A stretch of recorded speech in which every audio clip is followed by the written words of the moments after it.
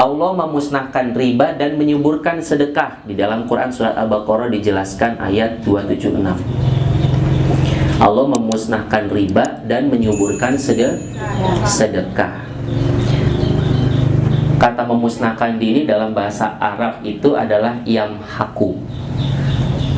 Yamhaqullahu riba wa yurbis shadaqat. Allah memusnahkan riba dan menyuburkan sedekah. Nanti kita akan jelaskan kaitannya, maksud dari memusnahkan itu apa dan maksud dari menyuburkan itu apa. Yang kedua, ini tambahan tadi ya Bu ya. Menurut istilah riba itu bertambah atau keterlambatan dalam menjual harta tertentu. Bertambah atau keterlambatan dalam menjual harta tertentu.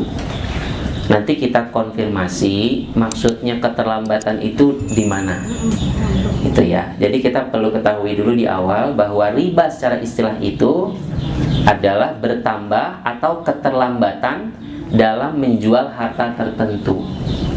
Dalam menjual harta tertentu ini maksudnya bagaimana?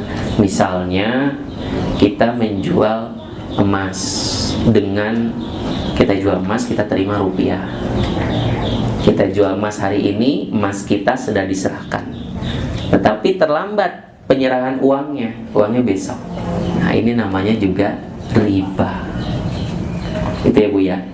Ibu jual emas hari ini, Ibu terima besok. Berarti tambahan yang Ibu terima, misalnya Ibu untung, itu riba. Ya, kalau kita melihat definisi secara istilah, jadi bukan hanya bertambah, tapi juga adanya keterlambatan dalam menjual harta tertentu. Kalau harta ribawi memang perlakuannya berbeda. Harta ribawi itu ada 6 komoditas, nanti kita jelaskan. Nah, di antaranya adalah emas. Kalau kita jual emas, maka perhatikan, jangan ada keterlambatan. Atau emasnya dikirim besok, uangnya sudah diberikan, sudah diterima oleh penjual.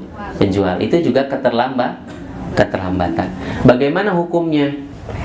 Hukumnya berdasarkan Al-Quran, Al-Hadis, dan ijma para ulama, hukumnya riba ini adalah termasuk dosa besar.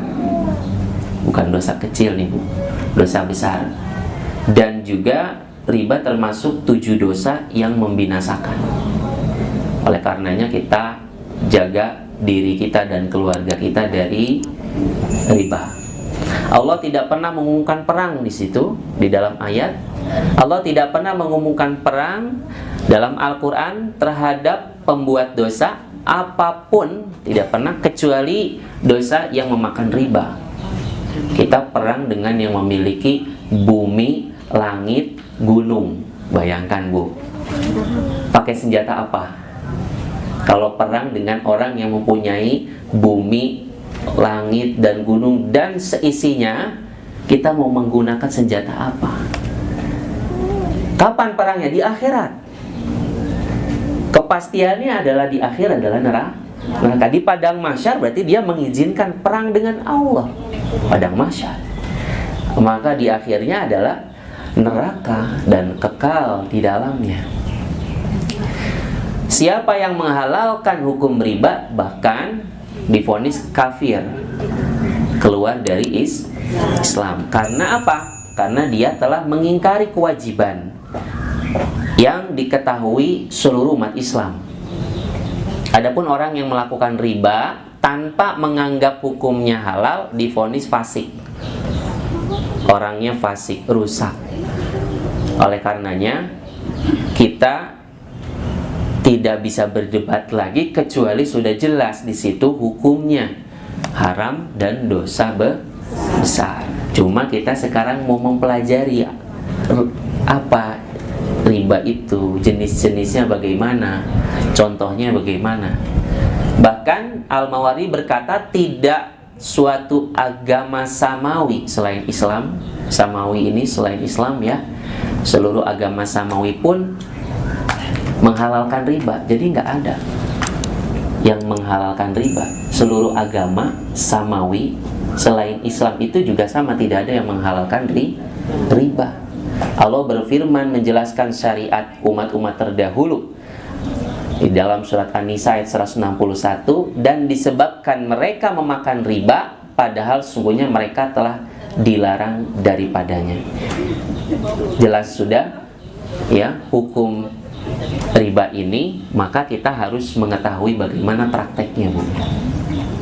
Dalil dari Al-Quran jelas di dalam surat Al-Baqarah ayat 275 Allah berfirman, padahal Allah telah menghalalkan jual beli dan mengharamkan riba. Nah ini ya ada perbedaan.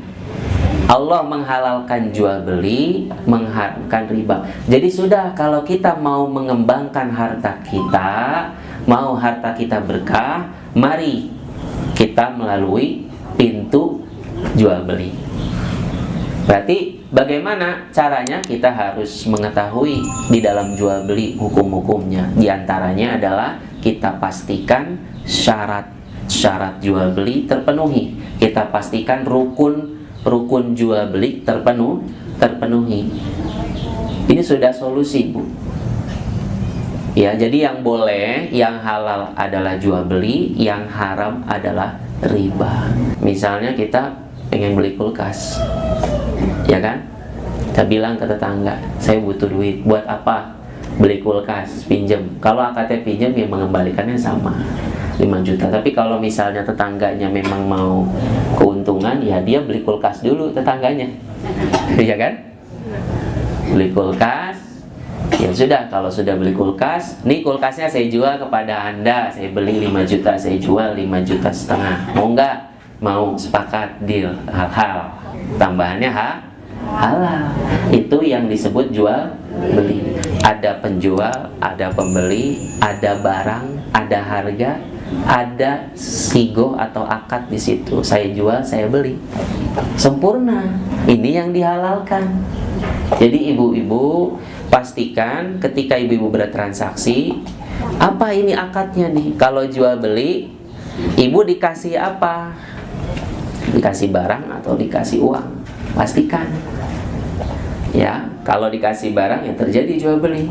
Seperti kita biasa melakukan transaksi jual beli seperti itu. Itu yang dibolehkan agama. Solusinya, ketika Allah mengharamkan suatu perbuatan, Allah gantikan. Jadi ketika riba diharamkan, Allah ganti dengan jual beli. Ya sudah. Sekarang kalau ibu butuh punya uang banyak, misalnya ada 10 juta, itu uangnya mau berkembang, jangan ditambahkan tanpa ada transaksi jual beli. Udahlah, saya simpen di lembaga keuangan A gitu ya. Ada tuh pertambahan. Itu kalau misalnya akadnya adalah pertambahan yang terjadi bukan atas dasar bagi hasil, maka bisa dipastikan tadi ya, penambahannya pasti. Berarti itu bisa termasuk dari riba. Ingat lagi, Allah memusnahkan riba dan menyuburkan sedekah. Bahkan di dalam surat Al-Baqarah ayat berikutnya 278 sampai 29 Allah berfirman, hai orang-orang yang beriman. Hai orang-orang yang beriman, dipanggil. Hai orang-orang yang beriman, bertakwalah kepada Allah dan tinggalkanlah sisa riba yang belum dipungut. Tinggalkan sisa riba yang belum dipungut jika kamu orang-orang yang beriman. Di situ ada kata jika kamu orang-orang yang beriman. Jadi ketika kita tahu ini riba, kita tinggalkan. Sisanya, pokoknya itu halal bagi kita. Nah, tambahan yang kita terima itu haram. Kita harus keluarkan itu. Dan kita bertaubat tidak mengulanginya. Maka jika kamu tidak mengerjakan atau tidak meninggalkan sisa riba, maka ketahuilah bahwa Allah dan Rasul-Nya akan memerangimu. Nah, ini dia ancamannya, memerangimu. Bahkan yang memerangi pelaku riba adalah Allah yang menguasai kerajaan langit dan bumi. Dengan senjata apa kita bisa menghadapi itu nanti di padang mahsyar? Dan diakhiri dengan kenistaan atau kehancuran, yaitu neraka jahanam. Dan jika kamu bertobat dari pengambilan riba, kita tahu, kemudian kita tobat, maka bagimu pokok hartamu. Jadi ketika kita bertaubat, pokok harta kita halal. Ya, kamu tidak menganiaya dan tidak pula dianiaya. Jadi ketika kita bertaubat, pokok harta kita halal.